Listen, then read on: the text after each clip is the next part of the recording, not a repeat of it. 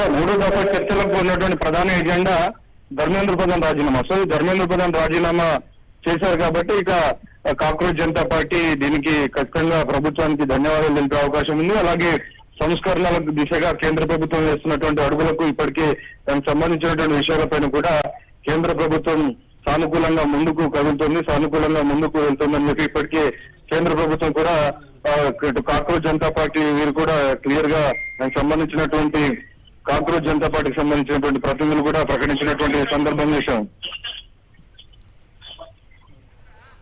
వెంకటేష్, అంటే ప్రధాన్ రాజీనామా చేయడానికి గల కారణాలు ఏమన్నా వివరించారా? లేకపోతే కేంద్ర మంత్రుల నుంచి కానీ లేకపోతే కేంద్రం నుంచి కానీ ఏమన్నా వివరణ వచ్చే అవకాశం ఉందా?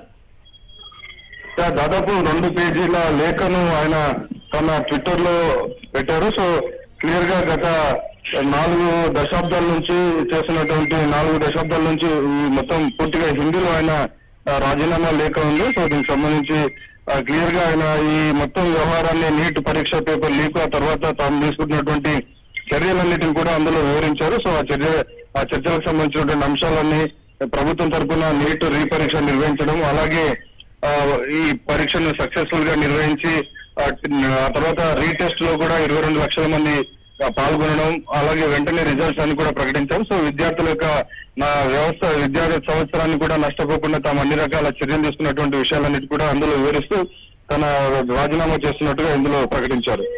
వెంకటేష్, అంటే ప్రధానంగా ఈ నిరసన విరమణకు సంబంధించి ఎప్పట్లోగా క్లారిటీ వచ్చే అవకాశం ఉంది? దీనిపై సీజేపీ నేతలు కానీ లేకపోతే విద్యార్థి సంఘం నేతలు కానీ ఎప్పట్లోపు క్లారిటీ ఇచ్చే అవకాశాలు కనిపిస్తున్నాయి? ఖచ్చితంగా విద్యార్థులందరూ కూడా దీన్ని స్వాగతిస్తున్నారు. ఏ క్షణమైనా కానీ దానిపైన సీజేపీ అధికారిక ప్రకటన చేసే అవకాశం ఉంది. సో ధర్మేంద్ర ప్రధాన్ రాజీనామా ముఖ్యమైనటువంటి ఎజెండాతోనే ఈ నిరసన కార్యక్రమం ప్రారంభమైంది. సో ఆ నిరసన ముగిసే అవకాశం ఉంది. సో మిగిలినటువంటి అంశాలు డిబేట్ జరుగుతుంది. అలాగే ఎలాంటి చర్యలు తీసుకోవాలి ఈ విద్యారంగ సంస్థలకు సంబంధించి రాబోయేటువంటి రోజుల్లో అనేది తెలుస్తుంది. రైట్, ధర్మేంద్ర ప్రధాన్ విద్యాశాఖ మంత్రి ఆయన పదవికి రాజీనామాకు సంబంధించి పూర్తి అప్డేట్స్ అందించడానికి executive editor Ismail news room నుంచి జాయిన్ అవుతున్నారు. Ismail, over to you.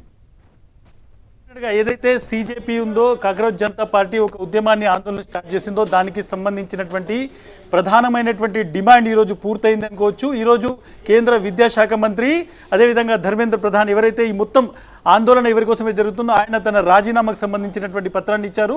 So డెఫినెట్గా ఆయన రాజీనామా చేస్తారా లేదా అనేటువంటి చాలా క్వశ్చన్స్ మార్క్ మధ్యలో ముఖ్యంగా ఆయన రాజీనామా చేయరు అనేటువంటిది గవర్నమెంట్ సోర్సెస్ నుంచి నిన్నటి నుంచి వార్తలు వస్తున్నటువంటి నేపథ్యంలో ఆయన తన రాజీనామాకు సంబంధించి దాదాపు 2 పేజీల పత్రాన్ని సమర్పించడం జరిగింది.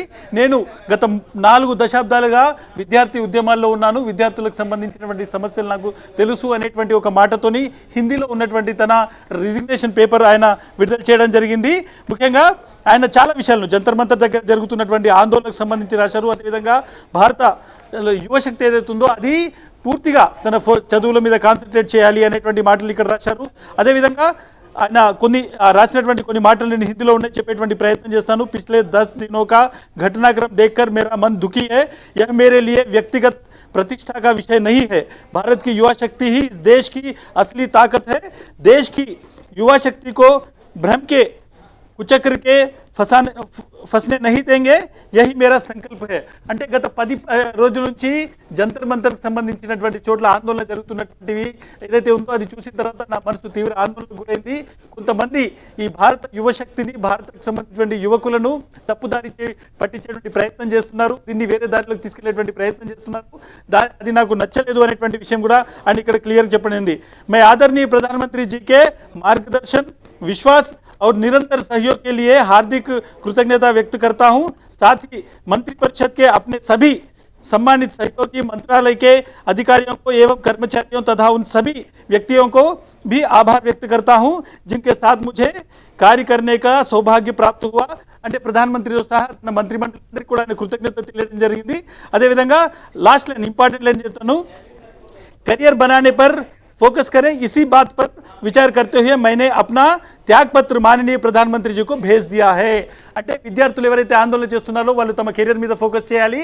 నేను ప్రధానమంత్రికి నా రాజీనామా పత్రాన్ని సమర్పించాను. నాతో పనిచేసినటువంటి మంత్రిమండలిలో ఉన్నటువంటి మంత్రులకు, అదేవిధంగా అధికారులకు అందరికీ కూడా ఆయన ధన్యవాదాలు చెప్పడం జరిగింది. సో డెఫినెట్గా ఇది ఒక మేజర్ ఇంపార్టెంట్ బ్రేక్ త్రూగా మనం చూడాలి. ఈ మొత్తం ఏదైతే డెడ్ లాక్ కొనసాగుతుందో, ఏదైతే జంతర్ మంతర్ దగ్గర మన జూలై 20వ తేదీన జరిగినటువంటి లాఠీ చార్జ్ తర్వాత ఈరోజు 4 రోజులుగా జరుగుతున్నటువంటి పరిణామాలు చూసుకుంటే, ముఖ్యంగా దేశవ్యాప్తంగా ఆందోళన జరగడము, ఒక కేంద్ర మంత్రి రాజీనామా కేంద్రంగా ఈ డిమాండ్ రావడము, ఆ డిమాండ్ మీద ఈరోజు ఆయన తన రెసిగ్నేషన్ ఇవ్వడం, ఈ 2 పేజీలకు సంబంధించినటువంటి మొత్తం ఆయనకు సంబంధించిన రెసిగ్నేషన్ పేపర్ చూస్తే చాలా విషయాలు ఆయన స్పందించారు. ముఖ్యంగా నేను విద్యార్థి దశ నుంచి విద్యార్థి ఉద్యమాల్లో ఉన్నాను, నాకు విద్యార్థుల ఆందోళన తెలుసు, గతంలో కూడా ప్రశ్నపత్రాలు లీక్ అయినప్పుడు నేను పోరాటం చేశాను అనేటువంటి విషయాన్ని కూడా ఆయన ఇందులో రాయడం జరిగింది.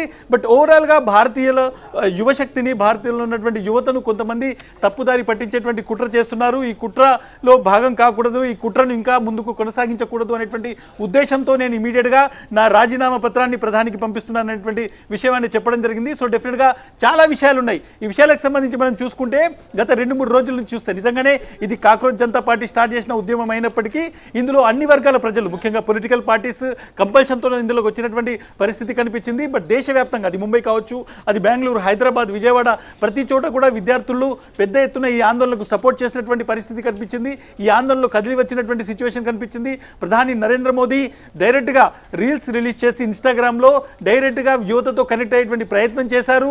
అటు పార్లమెంట్ కూడా స్తంభించినటువంటి సిచ్యువేషన్ గత 2 దశాబ్దాల్లో, అంటే ముఖ్యంగా 2013 ఆ సమయంలో చూసుకుంటే నిర్భయ ఇష్యూ ఏదైతే జరిగిందో అప్పుడు ఢిల్లీని పూర్తిగా అక్కడ ఉన్నటువంటి విద్యార్థులు, అదేవిధంగా దేశవ్యాప్తంగా యువత వెళ్ళి ఢిల్లీలో ఆందోళన చేశారు. అప్పుడున్నటువంటి యూపీఏ సర్కార్